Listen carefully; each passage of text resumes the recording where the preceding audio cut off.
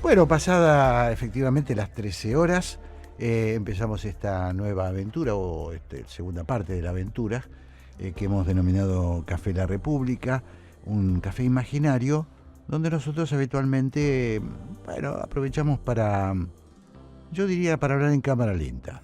Es preciosa esa expresión porque hablar en cámara lenta, eso tiene un sinónimo, pensar. Claro. Reflexionar sobre lo que ha ocurrido a lo Sí, largo de nuestro sí, programa. hacemos una revisión de lo que pasó en la primera parte del programa. Y ponemos el acento en aquello que nos sigue resultando centralmente significativo desde el punto de vista cívico, que es nuestro desvelo fundamental. Sí, hay un poquito de inquietud, me parece, Santiago, sobre el estado de nuestra democracia, teniendo en cuenta que, bueno, que ahora se junta de nuevo con, como decíamos en la primera hora, está un poquito opacado el clima, el optimismo, para decirlo de alguna manera. Sí. Empieza a notarse problemas con el optimismo. No hay duda, y en ese sentido yo quisiera enfatizar algo que tocaste en tu editorial, pero y luego retomaste en nuestra conversación sobre el pensamiento de Semán, en la interpretación de los hechos recientes en la Argentina, que es el tema de un sistema político anómalo, que no está equilibrado, porque es una democracia, vamos a decir así, que renguea desde el punto de vista de sus fuerzas protagónicas.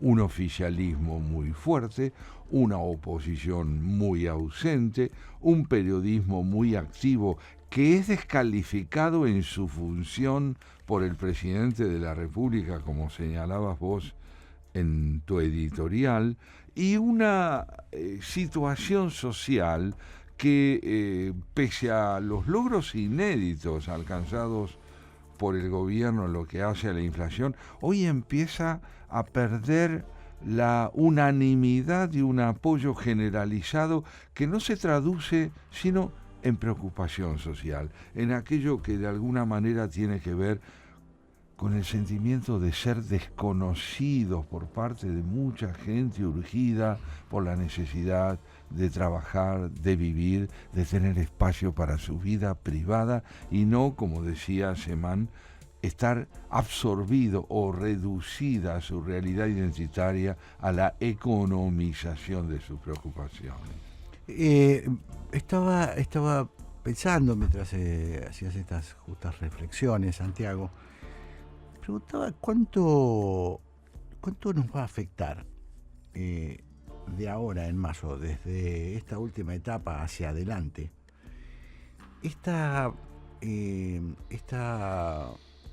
banalización conceptual que impera en el lenguaje de la política argentina, porque son dos temas, ¿no?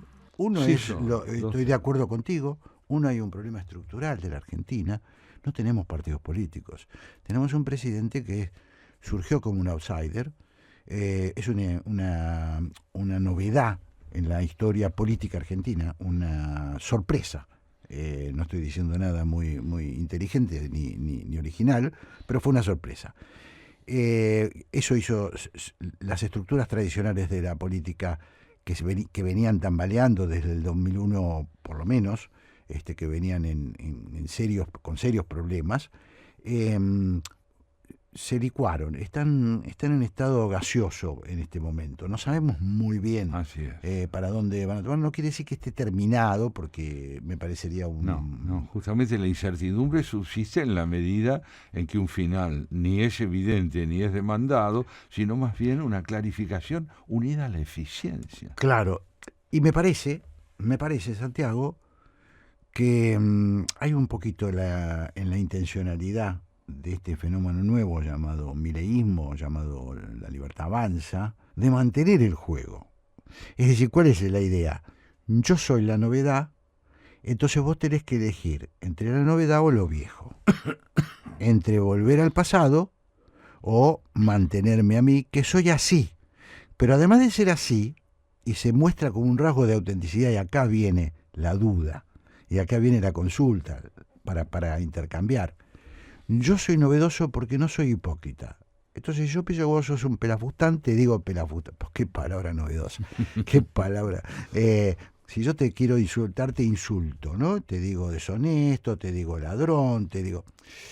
Acá hay una... nos está generando una... Me parece que hay un tema. Sí, el tema, yo te diría, y me animo a caracterizarlo así, una de las formas del desprecio por la democracia es la concepción de la palabra disidente como palabra animalizada o como palabra que está contra la estabilidad del sistema.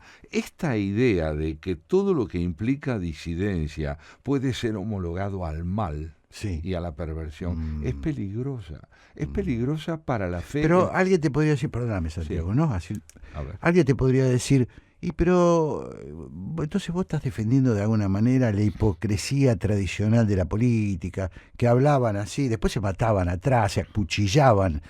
Digo, me trato de poner en el lugar de los nuevos malos. Yo le podría responder, ¿no?, a quien así me interpelara, que su error fundamental en relación a cómo me caracteriza es creer que yo estoy homologando, como lo hace el discurso presidencial, a todos en una misma serie. Yo estoy diciendo que hay una función periodística homologable al republicanismo y la democracia, que es el derecho a interpretar. El derecho a interpretar, que no implica la descalificación ontológica del otro. El ser del otro no está. Ahora, si yo te respondo como poder y te digo imbécil, ¿está bien o está mal? Si vos me decís imbécil, me estás inhabilitando como interlocutor. Está muy bien. Este es el problema. Este es el problema. Este es el gran problema. Si vos me decís disiento con usted, claro, me parece que usted está incluso equivocado. podés decir cosas. Usted no entendió lo que me podés sucede. criticar duramente. Podés decir que todo lo que yo digo no tiene sentido. Ahora, maltratar así, generar esta idea del insulto fácil que tiene el presidente por hábito, además yo no sé cuánto de eso finalmente no genera, la violencia verbal no termina generando cierta propensión a la violencia social. Quien ama el sistema político republicano y democrático no puede menos que demandar la existencia de una oposición sólida. No para que se avenga a los intereses del oficialismo, sino para que el sistema pueda tener robustecimiento y vitalidad, generando confianza en sus instituciones. Si yo parto de la idea de que el discurso oficialista es el único discurso que tiene contenido de verdad, estoy de alguna forma muy directa atacando la necesidad de convivencia entre distintos. Yo creo que el presidente y su fuerza no es que no estén pensando en tener un contrincante, ellos saben que necesitan un contrincante. Pero el contrincante del que vos hablaste. Claro, ellos quieren, bueno, acordate que lo que fue la apertura de las sesiones ordinarias del Congreso de la Nación. Consagrada. Un monólogo sobre el pasado. Yo quisiera tomar un aspecto de tu editorial que me pareció significativo a lo largo de todo el programa, tanto en las reflexiones que recordábamos de Pablo Semán, antropólogo y sociólogo, como en algunos de los planteos que nos hizo después nuestro historiador Bota. Vos decías en tu editorial que quien de alguna forma ataca al periodismo está también atacando la propia dignidad de su investidura, ¿no es cierto? En el lenguaje, en el lenguaje cloacal que vuelve a imperar en las expresiones del presidente, nosotros vemos desdibujarse la concepción del lenguaje como un recurso de convivencia aún en la disidencia. Es una cuestión cultural en serio. La batalla cultural, así llamada, es también una batalla por la restitución de la dignidad del lenguaje como espacio de convivencia entre quienes no coinciden, pero saben que tienen que convivir. Si yo entiendo que la palabra es un recurso mediante el cual yo margino al otro como alguien digno de ser sostenido en el campo de la discusión, estoy desequilibrando el propio sistema político. Claro. Me pregunto estas cosas porque veo incluso, Santiago, por ahí yo estoy desinformado, veo poco debate sobre el tema del lenguaje. parecería que vamos aceptando el lenguaje que imponen las redes sociales. El lenguaje y los conceptos que imponen las redes sociales, porque no es solo el lenguaje, es que nada es verificable y empieza a perder importancia verificar la verdad. Es decir, esto me parece que es lo que está en juego. ¿Se entiende lo que digo? Muy bien. Es decir, yo te digo imbécil. En otro momento hubiera merecido por lo menos un bofetazo o una reprimenda o un duelo. Antes la gente se... Antes por mucho menos... Pero sí, a duelo, en duelo. Sí, así es. ¿No? Bueno, pongamos que esto es... Pero no estoy muy seguro, Santiago, no estoy muy convencido de que las consecuencias de hablar mal me refiero a la agresividad, ¿no? Es decir, no a las malas palabras, no. A la agresividad, porque las malas palabras son palabras apropiadísimas si se las emplea en un contexto adecuado. Claro. Evidentemente, yo creo, no obstante, que la fuerte animalización del adversario es un fenómeno que históricamente ha precedido a la descalificación del sentido, incluso de la vida de quienes no coinciden con nosotros. Claro, hay una margen de duda que uno podría sostener en el mundo actual, que es nada es en serio. Sí, vos lo decías al comienzo de tu editorial. La palabra ha perdido toda relevancia. Claro. Pero ¿cuándo pierde relevancia la palabra? Cuando su uso es inapropiado al contexto en el cual me estoy dirigiendo. Claro. Si yo voy a una cancha de fútbol y se me escapa un insulto o lo digo intencionalmente, hay algo en el contexto que habilita el uso de esa palabra. Totalmente. Porque es el lugar de la pasión sin contención racional. Totalmente. Pero incluso una discusión fuerte en el ámbito parlamentario. Ahí está. Ha habido para palabras muy bien empleadas. Eso. ¿O no? Eso. La elocuencia es otra cosa. Claro. La elocuencia es... Ahora, el hábito de tratarnos así, Santiago. De tratarnos así. Vos sos un imbécil, vos sos un... Sí. No sé, eso es la cosa... Es muy frecuente. Presidente de la Nación. ¿Qué sé yo? A mí me sigue pareciendo, ¿te parece un viejazo? A lo mejor es un viejazo de mi parte. Seguiré sosteniendo que si lo es también una demanda que tiene que ver con una investidura. Si no tiene importancia la investidura, pues ejerzamos otro tipo de liderazgo. Claro, ahora, en una época, si yo respondiera al presidente, o si la oposición le respondiera al presidente en los mismos términos, a ver, pensemos en esto, una discusión, una campaña electoral. ¿No? Donde vos decís imbécil y el otro te responde hijo de perra y el otro... Primero es un vaciamiento de los contenidos que espanta, es horror, estamos retrocediendo.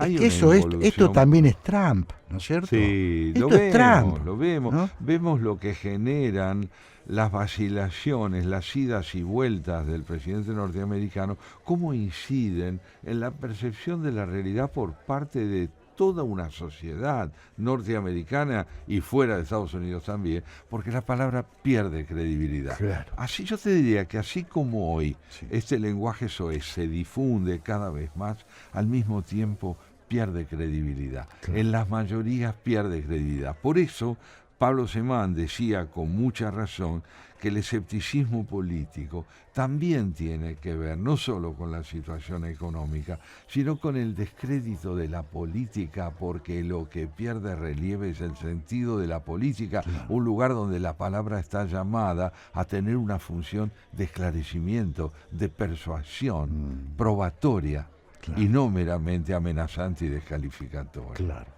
Bueno, así estamos.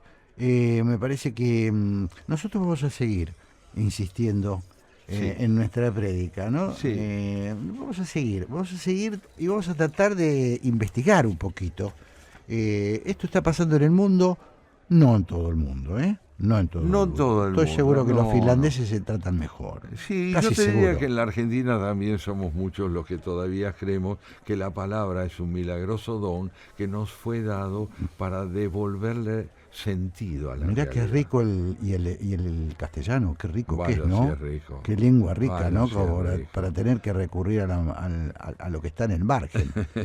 Vamos después de una pausa, Sí. si te parece bien, a traer un invitado especial hoy, Espectacular. que es Héctor Guyot, con su columna de ayer sobre el alcance, el sentido y las emociones suscitadas por el viaje interplanetario de Artemis.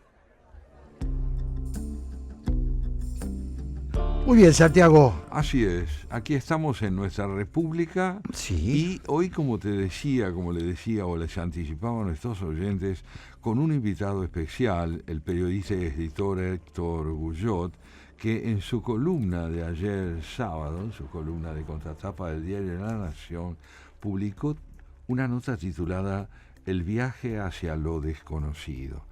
¿De qué trata esa nota que esencialmente celebra la hazaña de la nave espacial norteamericana Artemis II, que fue hacia el lado oscuro de la Luna y regresó impecablemente a la Tierra en este fin de semana? Esta nota de Guyot se hace una pregunta que creo, Jorge, vale la pena que compartamos. ¿A dónde nos llevó, en términos de reflexión, este viaje? ¿Cuál es el lado oscuro de la condición humana, no solo el de la Luna? Eros, por un lado, potenciando la vida, y Tánatos, por el otro, creando obstáculos. La Tierra, mirada desde el espacio, aparece como una joya, como un milagro, como una obra misteriosa de la creación cósmica. Y por otro lado, acercándonos a la visión de lo que ella es simultáneamente, además de un milagro cósmico, el escenario de la guerra, el escenario de la violencia, el escenario donde la sangre humana no termina de derramarse en confrontaciones constantes, el planeta azul y el planeta bañado en sangre, el planeta que despierta nuestra perplejidad, nuestra emoción de ser un lapsus, al parecer, en nuestro sistema solar, donde no hay vida por otro lado, y a la vez la dificultad que tenemos para promover la convivencia de un modo más prolongado y profundo. A la luz de todo esto, Jorge, Héctor Guyot escribe una nota que creo yo merece que la compartamos. Me parece muy bien. Dice así: una agenda caliente, marcada por la guerra de Irán, las avivadas, por decirlo menos, de Adorni, y el odio al periodismo del presidente Milei, desplazó mi atención de algo que me hubiera gustado seguir más de cerca: la misión Artemis II, o segunda, a la Luna, y el viaje de la cápsula Orión, que ayer regresó a la Tierra. No solo por los descubrimientos celestes de la misión, sino sobre todo por la experiencia de los 4 astronautas que convivieron 10 días en el espacio ínfimo en el que flotaban ingrávidos mientras se desplazaban por el espacio a velocidades que superan los 35.000 kilómetros por hora. Las imágenes que tomaron desde el lado oscuro de la Luna, con la Tierra detrás, colgada en medio del vacío cósmico, sobrecogen.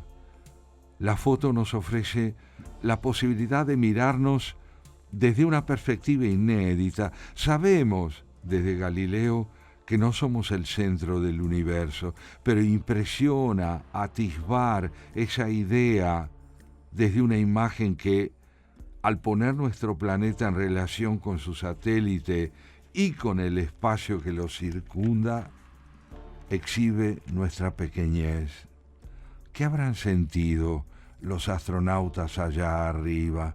Porque una cosa es pensar en nuestra insignificancia a partir de una foto, y otra muy distinta es estar instalado en ella, como lo estuvieron estas 4 personas mientras se desplazaban por esa inmensidad a la que no se le conoce fin y no se puede medir, pues cualquier sonda que se lance viajará sin término y acaso sin devolver eco alguno.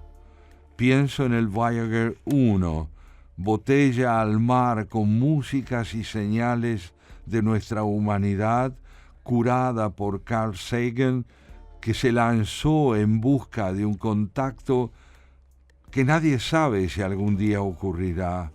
Hoy esa nave está a más de 25.000 millones de kilómetros de la Tierra, surcando el espacio interestelar, tras haber superado los límites del sistema solar, luego de andar medio siglo recorriendo el infinito. ¡Cuánta soledad! Así comienza la reflexión de Héctor Guyot en su nota El viaje hacia lo desconocido, y creo yo que nos ubica en una dimensión, Jorge, indispensable de la reflexión. Podemos hablar del éxito, sin duda debemos hablar del éxito de los Estados Unidos en este orden científico y tecnológico, de lo que implica la emoción profunda de haber salido de casa para contemplar nuestra casa desde ningún lugar, como es el espacio infinito. Pero al mismo tiempo, él logra, y lo veremos a medida que vayamos leyendo, acentuar esta emoción de ser simultáneamente protagonistas de una aventura inédita y al mismo tiempo conscientes del enigma profundo de no saber quiénes somos, de no poder terminar de entender qué es esta posibilidad de ser simultáneamente los que indagan lo imponderable y los que se matan a tiros. Es interesantísimo, ¿no es cierto?, el punto de vista. ¿Dónde se para Guyot? ¿No? Así es. Es que yo creo que vos sabés que creo que es una reflexión que ha hecho mucha gente en este último tiempo, porque él ha tenido una gran repercusión mediática, mundial, claro, impresionante, apenas perturbada por lo que venía siendo el dominio de la noticia internacional, ¿no es cierto?, que es la situación de Irán, la intervención de los Estados Unidos, la intervención de Israel, la lucha contra el terrorismo. Y bueno, y yo creo que Guyot dice eso, ¿no? Convivimos con ambas cosas, ¿no? Convivimos, nos interrogan ambas realidades. Cuando Freud plantea en su famoso ensayo sobre el malestar en la cultura, el tema de la coexistencia en nosotros de una fuerza y de una energía vital a la que él designa, también con términos clásicos como Artemis, designa Eros, la vida, la energía que busca expandirse en términos de creación, y contrapone esa fuerza a Tánatos, la voluntad de destrucción, el anhelo de terminar con la diferencia y con todo aquello que de alguna forma implica el milagro de la vida. Cuando él lleva adelante esto, me parece a mí que nos sitúa en un terreno indispensable, que es un desafío de nuestro tiempo. Otras épocas se han podido preguntar quiénes somos como especie sin haber podido incursionar objetivamente en el espacio interestelar. Nosotros allí estamos. Ya podemos decir que allí estamos. Entonces tenemos la doble experiencia de habitar nuestra casa y de deshabitarla mediante iniciativas que son tanáticas, el calentamiento global, la guerra y simultáneamente la creatividad infinita que implica esta osadía de mirar la Tierra desde la distancia cósmica. Cierto, ¿no? Cierto, qué contradictorios somos, ¿no? Somos, entre otros. Estamos destruyendo la Tierra, esto que dijiste es impresionante, ¿no? Estamos destruyendo la Tierra y vamos a la conquista del espacio, ¿no? Eso es. Woody Allen, que bromeaba sarcásticamente sobre estas cosas, decía: tenemos todavía un par de milenios para habitar la Tierra, pero después, si Dios quiere, vamos a poder destruir el universo. Es espectacular. ¿No? Sigue diciendo Guyot, entre otros récords, el vuelo de la nave Orión llevó a sus tripulantes a la mayor distancia respecto de la Tierra que hasta ahora haya alcanzado cualquier ser humano. Más de 406.000 kilómetros de estas pampas.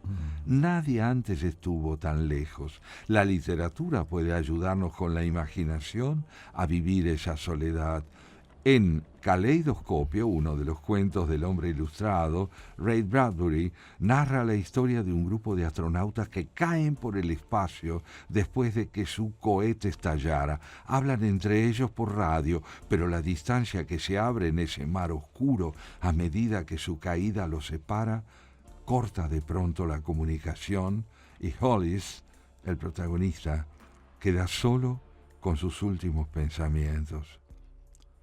Escribo esta columna horas antes de que la cápsula Orión enfrente su trance más riesgoso, el reingreso a la atmósfera terrestre a una velocidad de 38.000 kilómetros por hora, confiando en que todo saldrá según lo planeado. Otro libro recomendable es Orbital, de Samantha Harvey, novela que sigue la misión de un grupo de astronautas que orbitan alrededor de la Tierra durante más de 5 meses. Su lectura sugiere que estamos en un universo sin márgenes, ya que no tiene centro, solo una masa mareante de cuerpos que bailan. La música de las esferas, como creía Pitágoras, compuesta como, ¿por quién? Los tripulantes de la nave Orión, que se acercaron como nadie antes a la imposible visión del todo o de la nada, viajaron con un cúmulo de expectativas y de preguntas. Christian Koch, primera mujer en una misión lunar, dijo antes de partir que el viaje era la oportunidad de responder a lo que podría ser la pregunta de nuestra vida. ¿Estamos solos? La respuesta a este interrogante, señaló, comienza en la Luna y se desplegará seguro en futuras misiones. Este viaje no termina. La fantástica travesía de Koch, Ray Weissman, Victor Glover y Jeremy Hansen es quizás el ejemplo más perfecto del viaje hacia lo desconocido. Un viaje al que sin embargo estamos todos invitados y que no exige un pasaje a la Luna, sino más bien una actitud de apertura hacia lo distinto, propia del que espera descubrir cosas nuevas, incluso en territorio conocido o en los espacios en los que se mueve a diario. Aquí, Jorge, aparece esta otra idea complementaria, indispensable para mí, de la nota de Guyot. El enigma no requiere circular por grandes distancias solamente. El misterio de saber quiénes somos y de qué implica la vida humana se pone de manifiesto, por ejemplo, en la perplejidad, en el asombro, en la posibilidad de caminar la cuadra por la que siempre vamos y descubrir de pronto, como dice el poema de Drummond de Andrade, que entre las baldosas ha nacido una flor. Que alguien a quien conocíamos ya no está, o que alguien que desconocemos se presenta ante nosotros con toda la contundencia de una significación inesperada. El asombro es propio de nuestra especie más allá de la hazaña cósmica, y la pregunta por quiénes somos puede surgir en nuestra vida cotidiana también. Sí, me resulta de alguna manera conmovedor pensar en estas cuestiones, ¿no? Me iba también preguntando mientras leías si esto es una característica propia de todos los seres humanos o es una puja entre dos formas, entre dos maneras de concebir la vida, ¿no? El investigador, porque siempre fue así, por otra parte, y siempre una pelea contra los destructores, contra las fuerzas del mal, por decirlo en términos muy vulgares, ¿no? Bueno, yo creo que vos tenés mucha razón cuando decís que el hombre está dividido, esto lo digo citando un verso de Pessoa, entre la lealtad que le debe a la tabaquería como cosa real por fuera y la sensación de que todo es sueño como cosa real por dentro. Esta ambivalencia que retrata Pessoa en su verso remite también a una doble actitud humana. El hombre necesita estar ocupado. Ocupado quiere decir no siempre dispuesto a poder advertir el enigma, el misterio y la emoción de estar vivo, haber sido uno por una única vez. por una única vez. El milagro es siempre algo excepcional y haber sido uno es algo excepcional. Claro. Esta experiencia que nos va narrando Guyot pone de manifiesto la disposición en muchos seres humanos, no en todos, a poder advertir que somos simultáneamente discernimiento y oscuridad. Claro. Capacidad de decir quiénes somos, como lo atestigua un DNI, y posibilidad de advertir la imponderabilidad de nuestro ser cuando vivimos la experiencia del amor, de la angustia, del miedo o del asombro. Ese gesto, dice Guyot, de apertura acaba volviéndose sobre nosotros, pasa del exterior al interior, la sonda e invierte la dirección. Se me da por imaginar que acaso la pregunta más importante que habrán rumiado esos astronautas a 400.000 kilómetros de distancia de la Tierra, rodeados de una inmensidad sin límites, vaya más allá del interrogante acerca de si estamos solos o acompañados en el universo. Quizá, al margen de la magnitud de la hazaña que emprendieron, se hayan hecho la pregunta que acompaña al buen viajero, aquel capaz de sorprenderse ante las maravillas o las rarezas que le salen al paso, tanto durante un trekking por las montañas de Nepal como en una breve caminata al almacén de la esquina. Porque el verdadero viaje es la búsqueda de uno mismo, del misterio que nos habita, la pregunta que surge ante esas maravillas y sobre todo ante aquellas que los astronautas tuvieron la oportunidad de contemplar, es entonces otra. ¿Quiénes somos? Creo yo que Guyot con esto lleva a cabo el verdadero homenaje al alcance global de este emprendimiento maravilloso que implicó el viaje interestelar, el viaje del Artemis II. ¿Quiénes somos? Esta doble condición tan extraordinaria que suscitaría la envidia de muchos dioses de la mitología tradicional, este poder llegar a ser lo que somos, va al mismo tiempo acompañada por una pregunta que no pide necesariamente una respuesta, sino ser soportada como pregunta. Muchas veces la respuesta cierra la complejidad y la riqueza de esta pregunta. Lo esencial es mantenerla abierta, aún en aquellas circunstancias que creemos las más fáciles de entender. Para eso están el amor, para eso está la angustia, para eso está la emoción de la amistad, del encuentro, para que nos volvamos a preguntar quiénes somos. Y está también la guerra, el horror de la negación del prójimo, la subestimación del lenguaje y todo aquello que intenta encerrarnos en la inequivocidad para que perdamos la vivencia plena de lo que tenemos de complejos. La otra pregunta que se me suscita es si es un tema evolutivo, Santiago. Si el progreso es una cuestión que la evolución va, como pensábamos en algunos tiempos, va a ir ganando territorio sobre lo incivilizado. Me sale un poquito el viejo marxista ahí, ¿no? Claro, esa cosa es un problema evolutivo o no, o así somos. Yo me animo a decirte, a riesgo de que esto tenga un sesgo profético, pero asentándome en las evidencias que arroja la historia de la humanidad de que está en la Tierra, que estamos condenados a una dualidad incesante. O sea, no es un tema que... No es que el progreso garantiza... Que va a ir superándose la barbarie parece crecer con el progreso. Va simultáneamente con el progreso. Claro. Y por eso me parece a mí que esta dualidad nos lleva a nosotros a la necesidad de vivir combatiendo la barbarie con signos de solidaridad y civilización, pero partiendo de una hipótesis. Sí.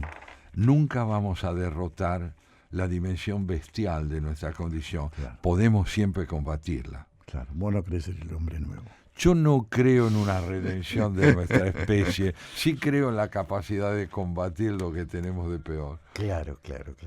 Y por último nos dice Guyot, en estas líneas finales de su espléndida nota, las nuevas perspectivas, incluso de la Tierra vista desde la cara oculta de la Luna, donde vemos la humanidad entera y toda su historia contenida en una bola azulada del tamaño de una pelota de fútbol que no deja de girar, no siempre nos arriman a una respuesta. Muchas veces amplían el alcance de la pregunta: ¿quiénes somos? Una pregunta que se enriquece. Esa es la ganancia que en esos casos sumamos a la mochila en el viaje en el que estamos todos embarcados. Wow. Interesante. Muy buena, muy buena. Sí, estamos realmente delante de una reflexión que invita a ser celebrada, porque no cae en el triunfalismo sin reconocer la grandeza de la hazaña. Claro, lo que está mostrando es una gran capacidad de asombro, que no es pequeña cosa. Esa ¿no? es. Y esa pregunta eterna, ¿verdad? Ese espejo permanente que es la pregunta: ¿quiénes somos en nuestra dualidad incesante? Ha sido muy contrastante, Santiago, el tema, por el pico que se estaba produciendo en simultáneo en el conflicto de Medio Oriente. Claro. Ha sido, yo creo, no recuerdo otro escenario parecido. Porque, en esta coincidencia dramática. No, porque hubo otros conflictos asentados con el tiempo, que Vietnam duró una eternidad, y entonces simultáneamente hubo descubrimientos y cosas importantísimas a nivel científico, la Luna, entre ellos, ¿no? Entre el año 69, justamente. Claro. Entonces, pero en esta oportunidad se dio en un momento en que estábamos en una enorme tensión, porque bueno, iba a desaparecer una civilización. Así dijo el presidente estamos al borde de... Bueno, uno puede no creerle, pero por las dudas... Pero la frase viene de la boca del hombre. Conviene ponerse abajo de la cama, ¿no? Ahí está, ahí está. ¿Qué sé yo? Así, la bestialidad de la situación y la infinita espiritualidad del emprendimiento científico. La noticia incluso pasó, yo creo, se opacó un poquito. Se opacó, claro, lo dice él. ¿Vos te acordás de la expectativa nuestra cuando el hombre llegó a la luna, no? Sí, no podíamos creerlo. Y hasta hubo quienes, tal vez Mónica en ese momento estaba distraída porque era muy chiquitita, pero no había ni había nacido. No había nacido todavía. Pero lo cierto es que hubo quienes dijeron: esto no es verdad, esto es una construcción. Todavía hay teorías. El hombre no llegó a la luna. Parecía un set de televisión más que la llegada a la luna. Tal cual. Claro, no había la diversidad de medios que hay hoy. Exacto. Entonces todo era en cadena mundial, digamos, por decirlo de alguna manera. Se transmitía a todo el mundo. Y todo el mundo estaba pendiente de ese alunizaje. Sí, una porque cosa desafiaba la credibilidad humana. Claro. ¿No? Sí. Esa idea de que el hombre puede llegar a la luna parecía... Y qué magnífica esas imágenes. Extraordinaria. Cuando vimos flotar a los astronautas. Armstrong saltando. No, eso... Armstrong en un lugar sin atmósfera y sin gravedad, dando un salto y ascendiendo en el aire y bajando con una enorme lentitud hacia el suelo lunar. Claro, nosotros teníamos otra cosa que era, en ese momento, la competencia entre los dos sistemas, ¿no? Claro, el soviético y el americano. Entonces, era una competencia por quién llega primero, quién conquista el universo. Bueno, y los rusos enviaron al espacio a una perrita. Laika, sí, que está en el museo. Sí, está en un museo. Embalsamada. Mira. Bueno, ahora no sé. Claro. Estaba en lo que se llamaba la exposición de los logros. Estaba embalsamada, expuesta.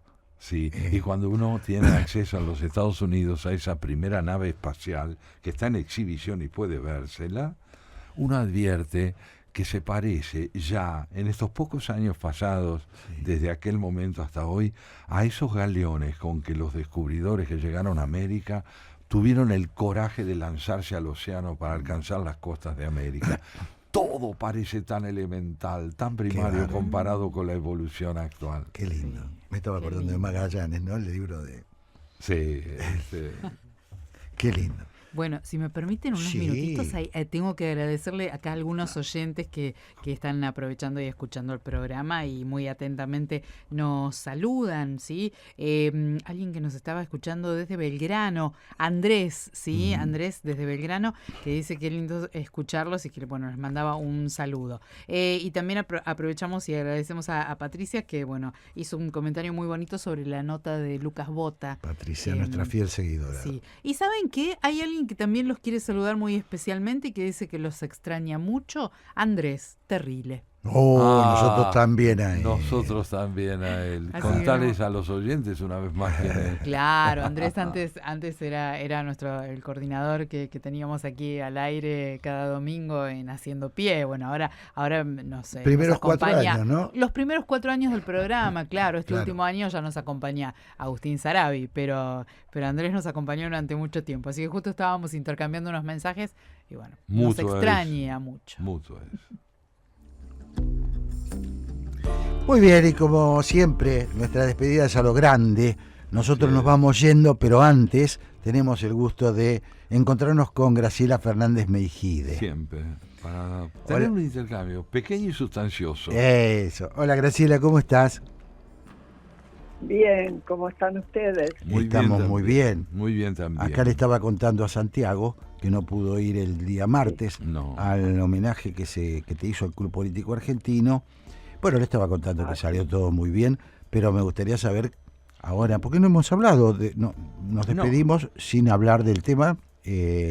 ¿Cómo recibiste? Le aclaro a los oyentes, se le hizo un homenaje con motivo de conmemorarse 50 años del golpe de Estado.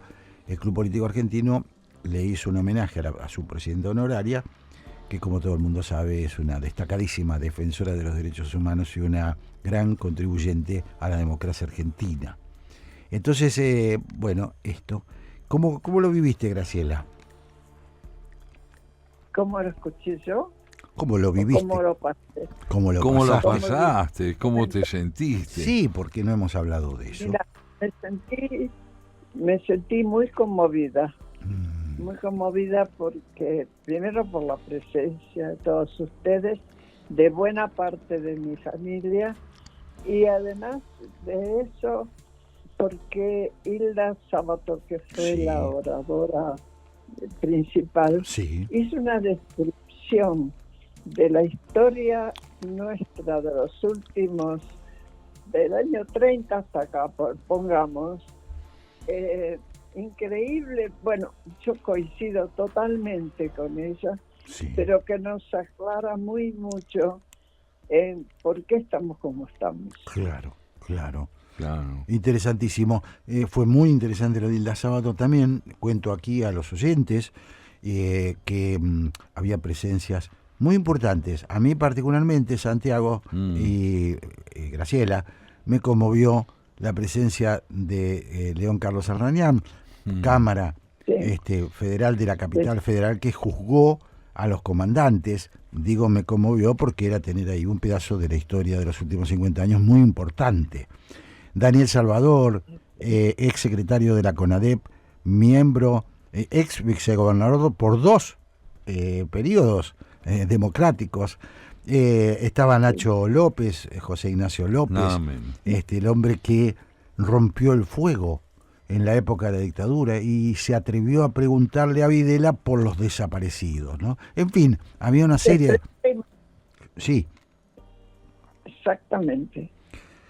En fin, eran... se condensó, diría yo, en la figura de Graciela, la densidad, la riqueza, la emoción y el dolor también, claro, de todo aquel periodo. Claro, pero como dice Graciela, con mucha inteligencia, como suele tenernos acostumbrados, tuvimos también la charla de Hilda Sábato, donde era un análisis muy profundo sobre la evolución de la democracia, los problemas que tenemos, cómo son algunos de vieja data y algunos novedosos. En fin, me parece que estuvo bien combinada lo emocional, lo emocional con el sentido profundo de, voy a atreverme a decir esto, de alguna manera de la razón de tu propia vida, ¿no, Graciela? Sí, y mis palabras en ese momento, hasta donde recuerdo, es qué hubiera hecho yo si no hubiera desaparecido Pablo. Y a lo mejor era uno de aquellos que decían por algo habrá sido. Sí, fue muy fue muy impactante, Graciela, lo que dijiste. No sé si vos le das la dimensión que tiene, pero ese inicio del discurso, el breve discurso que dio Graciela, me parece que marca la reflexión continua de Graciela. No hay duda, no hay duda. ¿Qué hubiera sido yo si no hubieran secuestrado a mi hijo? No es una pregunta que se hagan habitualmente muchas personas. Ni una circunstancia por la que atraviese la inmensa mayoría de la gente, no. A pesar de que esto fue tremendo para muchos. Pero esta pregunta que Graciela sostiene toda su vida, ¿qué hubiera sido de mí de no haber desaparecido mi hijo?, nos permite a nosotros responder de algún modo cauto, pero intenso también, que la hazaña de transformar el dolor infinito en una labor cívica de la magnitud que tuvo la que ella realizó es de una profundidad y de una infrecuencia conmovedora. Bueno, sí, podríamos decir que es un segundo nacimiento, ¿no, Graciela? Un segundo nacimiento nacido de un dolor inenarrable que nosotros no podemos, podemos compartir, pero no podemos entender. Esa es la verdad, o no podemos sentir, ¿no? Del desgarramiento de perder un hijo de la manera. Como poco a poco la gente, sobre todo estas de Malvinas, fue comprendiendo eso. Claro. Ahora, te exigían en la práctica que odiaras, que siguieras odiando al enemigo. Y yo al principio lo odié, me enseñaron a odiar, pero después entendí que el tema de derechos humanos es el de pedir justicia, no importa si es para el peor enemigo. Tiene que justicia. Eso construye la democracia. Claro. Impresionante. Graciela contó, para los que no estuvieron, Graciela contó que, lo he dicho varias veces, que ella antes, para dormir, tenía que primero ejecutar a uno por uno de los comandantes. Era la forma que tenía de irse a dormir, y que eso fue trocando en la medida en que ella se fue incorporando a la lucha positiva. En el sentido positivo quiere decir a la búsqueda de su hijo, a la búsqueda de otros hijos y a la contribución de la construcción democrática. Me parece que es algo muy, muy importante que te muestra cómo sos, Graciela. Y cuánto tenemos para agradecerte sin caer en la retórica. Ya no tenemos tiempo más que para celebrar tu programa. Ya viene la pregunta ¿por qué? Tu pregunta, Graciela. Y gracias por todo. Gracias a ustedes. Muchas gracias a ustedes y a todos aquellos que nos están asistiendo en este piso de la radio. Gracias. Te mandamos un gran abrazo. Chao, Graciela. Hasta el domingo que viene. Chao.